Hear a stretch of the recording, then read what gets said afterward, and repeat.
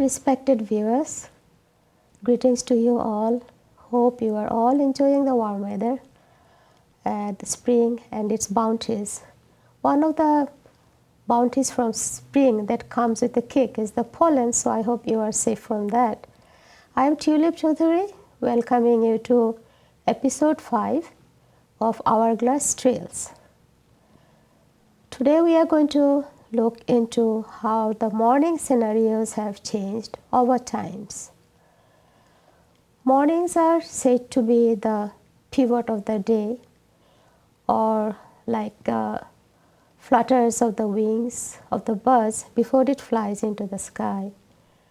Our ancestors have been teaching us again and again about how we should prioritize morning to have a good day.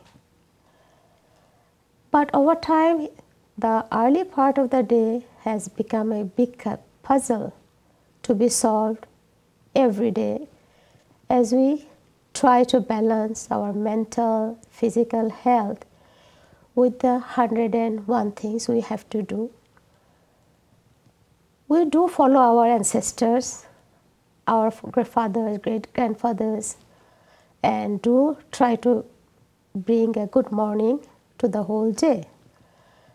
But we are presently in a time we are so much bombarded with the demands of time on what we do, quite unthinkable to our forefathers and foremothers. Time becomes a race in our life. For instance, when we think of how times have taken out the personal, softer touches of the human things that we did while ago, years ago, right? Writing a letter, the handwriting that you see when you open the envelope, the person that seems to speak to you right from the papers. Nowadays we have emails. No doubt we can change the font and the color, but it's intangible. The tangible things seems to go away, and in between we lose a little bit of human touch. And then there were days when people fell into love, looked into each other's eyes, and the cupid stuck. But these days we see again, internet and the empty space. All people, they can be deeply in love and live across nations and meet face to face much later. It makes me wonder sometimes, even if cupids, all of them have personal laptops and have internet connections too. Otherwise, how can they keep up with human race and the way we are changing? But like many questions that come with technology or taking over our life each and every day, we wonder sometimes, are we too fast for our own good? Maybe we should slow down a little bit.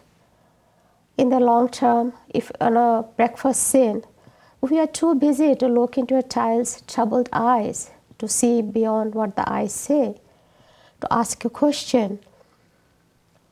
Maybe think about quality time that we give to our friends and families. Don't we need to slow down a little bit? Perhaps it's like a speeding train that collides. Then we realize the speed limit must have been a little bit slower, would have been good. In this regard, I have two guests with me today to look into how we think of the fast pace of life that we live now, especially the morning hours. I have today with me Joel Stevens, a retired mechanical engineer, and Nader Al-Haq, a microbiology major student at UMass. Joel, welcome to my show, and thank you very much. My pleasure to be here, Tulip. Nader, thank you very much for making this busy day. Really appreciate both of you have joined me. Thank you. So let's start with Joel. Now, Joel, how does the term early riser strike to you?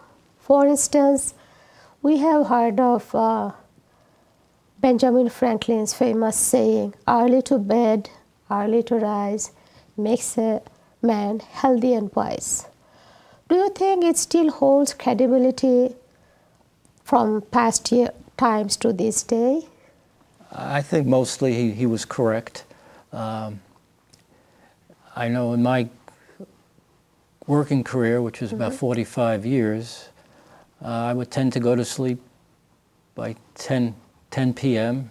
And because of my working hours, I'd have to be up by about 6:30 a.m. to the sound of an alarm clock. And but I think having a regular schedule leads to a healthier life.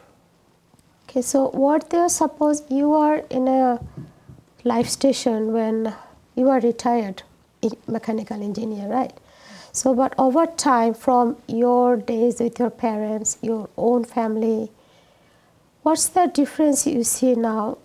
That something was there, more bonding for families, that's not here now, or the difference in the food habits in the morning. Can you mention some of the things that stuck to you? Well, as I said, for 45 years when I was working, since my schedule was a lot earlier than everyone else's, I'd most likely be eating breakfast by myself. But at home? At home, always at home. Okay. Yes, always at home. We rarely went out for breakfast. So isn't that a little bit different now, what your children are doing? Do they always eat a breakfast home, or is it like you go to a place, pick up something and go home to your work? My children also eat at home. And that's I good. have children who range in age from 36 to about 47, and I know in their entire lives they mostly ate at home, and they still do. So is there some like a looking thing that in the morning that we look forward to see the family members there, whoever still is at home, meeting them, saying hi, hello? Isn't that a pleasant thing? Oh, it is a pleasant thing, but unfortunately sometimes the person's schedule doesn't permit that. As I said, when I was working, I wouldn't see the children in the morning. Yeah, I also enjoyed the breakfast table a lot. So thank you. Now let's see, Nader, you are a student, right? So it's very, to us we see students, I mostly take the bus, and in the morning when I stand there waiting for the bus and the students are around me, I love to pay, it's overhearing, but something, I know it must, but I love to hear them catch up with the conversations. Yeah. And many of them I see they're out with their breakfast or the coffee. I mean, they don't have time to eat. That's true. That's very true. And if you are sharing with somebody, that's more difficult. So from your place, how would you think, if you knew the good things about early rising, all the advice we get at the Zen connection and the energy levels that are best working in the early morning, how would you fit that into your present student life?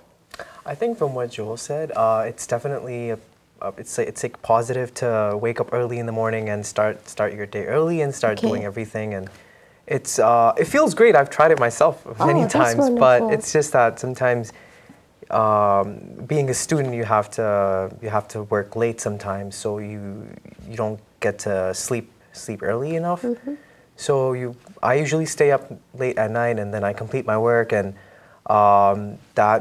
so because of that, I usually just sleep in, and since I have like late classes in the morning, I get to wake up late, and then I'm like in the whole hustle bustle. I have to like maybe just grab a coffee in between classes and maybe like a bite of something. Yeah.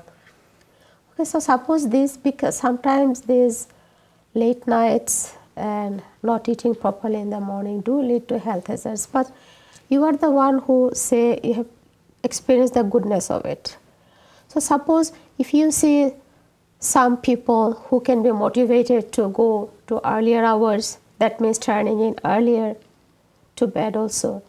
Would you like to form a group, to reach out to people and like tell them, hey, just remember this is for your own good. In the long run, this will be beneficial to you. Would you do that? I would absolutely do that, but it's also about how people can manage their time and prioritize what they have to do. Sometimes being a student, you do not prioritize sleep. So we give like our work utmost like importance because like we have to complete our homework. There's like deadlines. So I think that comes first for me. but I would want to do that. Form a group where I could bring people together to, like, for them to wake up early in the morning and support that. Yeah, it is true, isn't it? I mean, Joel also will agree that when instead of sitting, I will do procrastinating on something. When four people get together and we work on it, it's more motivating to do something that will pay us well at the end, right? So Joel, so let's back to our morning. One thing I remember is like, this is a typical Sunday in our breakfast morning. We had a newspaper. And I remember through my whole student life in school, that is from till high school, every year we had a essay to write on topics like no breakfast without newspapers. You cannot, a gentleman is characterized by the newspaper he reads in the breakfast table. So, but these days, it's funny because I even watch my son, he brings the newspaper, it's piled up, they pile up, then they throw it away. Nobody reads it. But I think it's a wastage in a way, but we can't let good things go. So newspapers have sort of disappeared from our morning schedules, coffee tables. How do you take that change? Well, I think it's unfortunate that they've disappeared. I do remember one thing during my working career, one thing I would do in the morning is have the newspaper on the table, read it as I was eating breakfast, maybe because I was the only one eating breakfast at the time, but Okay. I always look forward to the newspaper, and I still do. I think I think it's unfortunate that newspapers seem to be a bit passé now with the internet and all, but I think good newspapers are very important to read. Yes, it's a takeover, isn't it? Like all the paper, the hardcovers and the books, paperbacks, everything taken over by total revolution of iTablets and e-books and all that. We are reading everything on screen, right? Screen has sort of... Yes, my generation still likes to hold something physical in their hands. I don't think I would ever be comfortable looking at an e-book. But do you think in this, maybe we are saving time, because when you open your phone or any gadget that you have, you get so much more in that place. Like newspapers, you flip the pages and read, and if you want to check the weather, there's another page. If you want a clock, you have to look up at the wall. But once you there was saw somewhere that a father and the son, they are ready to go out. But the father to morning walk. The father gets up, gets a small bag, umbrella, etc., etc. Said, "Let's go." And he said, "Why don't you take anything?" He said, "It's not going to rain till 5 o'clock. You don't need the umbrella. My clock is here. I don't need anything." He puts the phone in his pocket, and that's it. But in this, hastiness to catch up with life, do you think we are losing something more valuable here? There might be a loss of depth of knowledge. Exactly. By not having to concentrate on some material for a longer period of time. I think perhaps having all the electronic instruments available, you maybe have a wider breadth of knowledge, but not the depth of knowledge. That's interesting. Nader, what do you say to that? I totally agree with that, but we're still talking about technology versus newspapers, right? So we could still find that quality articles and stuff on websites, like even for example, the Times and like big news articles. You can like find those papers online and you can like read them. Now let's see. There's a health conscious about eyes, screen, and how the mental alertness is little bit gone by continuous spinning into screens. Now again here, suppose if you know that, would you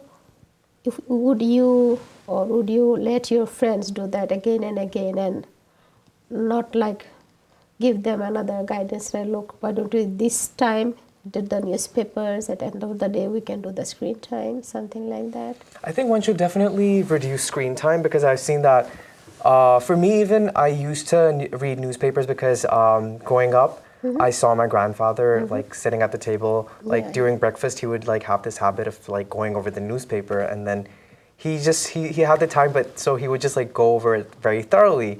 So I kind of like caught on to that habit, but with time, that habit like it decreased, and it did get replaced with like technology and phones, and like now whenever I'm at the table, if I'm having breakfast, I would just like pull my phone up and just I don't know, just look over like articles and like latest news and stuff. But especially, I feel like screen, like looking at the screen all the time, that does affect you, because sometimes before going to bed, one wants to read. Like if you're reading a book, that's different. But if you're like reading from your phone, that light is not like natural light, so it also affects your sleep, and then you don't get like enough quality sleep. Yeah, I think the experts advise at least 2 hours of shutdown on screens before you go Before to you sleep, go to bed, right? yes. Because the brain is still working on the lights that are, I'm not a science person, so No, but I that's cannot true, you're right. explain it. Yeah. Joel, I think you are a healthy eater, right? Eat at home, mostly home cooked food. What about your children? Do you see them like, as Nader said, I mean, it's actually the reason why they go into phones so much is to save time, isn't that? Because we are all the time rushing against time. And what must be done has to be done now. And to us, like, what will happen after 10 years at the moment is not less demanding. So what about these microwave cooked foods, the instant foods that we have that are so easy? You just open the box, put them in the microwave, and it's ready. But in our times, in my student life, that way back, I mean, we have hardly had an instant food, not to speak of any microwave food. How is it in your family, and what would you recommend? Well, currently, Yeah. no, my children who are all grown and married, most of them do not use prepared foods, and they tend to Okay. eat at home.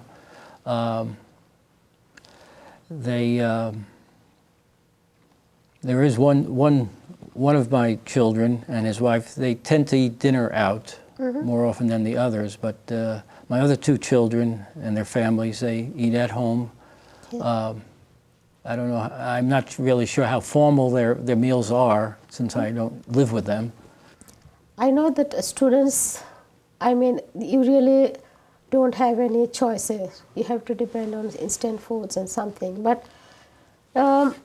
quite a while back, and even now, there's a study that says, I mean, microwave food, they sometimes change the whole DNA of the food because it's overcooked and the rays that are passing through. And if we really go into understanding what health hazard that is, maybe we should really, again, suppose you know it, and motivate others to go to more healthy eating, stop eating microwave, or we can at least lessen it. We cannot avoid it all the time, but sometimes like make it 2 days a week, 3 days a week microwave food. So how about your thoughts on that? I think for like students in general, I tend to go for food that can be prepared really fast. So I mean, Okay. sometimes at night when we get hungry, it's like either you eat snacks or like we make ramen sometimes. Yeah. So it's because you can like literally make it in like what 3 minutes. It doesn't take that long of a time, so it's easier. But it's definitely not an alternative to eating healthy.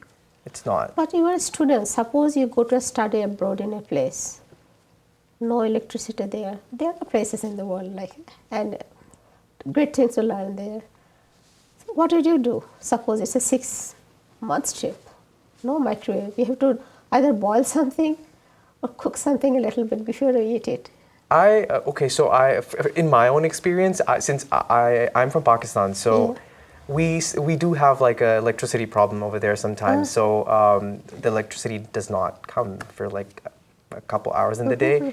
So if that time falls in the daytime during breakfast, then I mean, usually we have like help around the house, or like it's like culture that your mom is making like breakfast for you. Yeah. So I personally didn't have a problem with that because I didn't have to make it myself. Yeah, I understand. Life is so demanding, we sometimes just fall back to think of what's really happening to our bodies when we eat too much of microwave food. And if you really study and see how the food really, what you are eating sometimes is plastic that you are eating. I have nothing against microwaves. They are essential part of our everyday life, but we can at least control it a little bit. Now, going to food again, Joel, have you been used to earlier days of weekend scenarios? I mean, as far as I know, weekend scenarios are really family times in the breakfast table, the smell of fried omelets and all that coming, all the people gathering together. But when I go to some restaurants, sometimes in the morning, I say whole family. So again, the bonding is there. The grandparents and the children, everybody's there, but they're eating outside. So the kitchen has often been said to be the heart of a home or a house, where food comes, and stomach is said to be the second brain.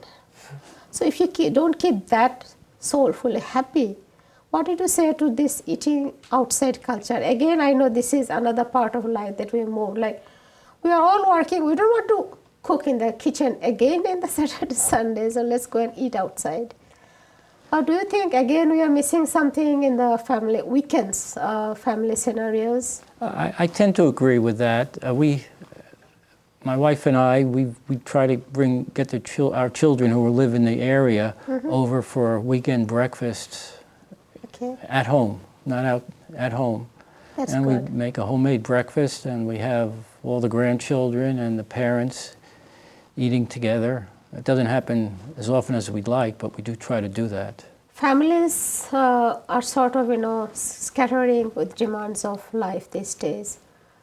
And I think, and maybe you will also agree, Nader will also agree, that maybe at least once a week or something, make it a schedule and fit into the breakfast scenario where families are bonded together. Should be a thing we should be working more on, giving quality time to our children and our other family members. That's true. Right? Unfortunately, their schedules sometimes prevent that from happening as often as we'd like. Everyone's going off in different directions. Giving away to the demands of life, instead, but not like hankering down to what is good more. Isn't that so? I mean, in the long run, what is more good? I think breakfast in a way does bring like family closer. Yeah. So, I mean, when I'm at home, we usually do tend to have breakfast, especially on the weekends, because that's when even my parents are at home, so we just get to be together and like have breakfast. But otherwise, everyone's working, everyone's busy, someone's at school, someone's at work. You never get to like see each other until like dinner sometimes. Exactly. So we'll get more on the breakfast scenario. Of course, the whole day is important, but we tend to follow our forefathers and still prioritize on the morning scenarios. And so many good things to start with. The beginning of all ends well, yes, but how did we begin? So we'll take a short break and come back, and just keep in mind that where there is a will, there is a way, dear viewers. Thank you.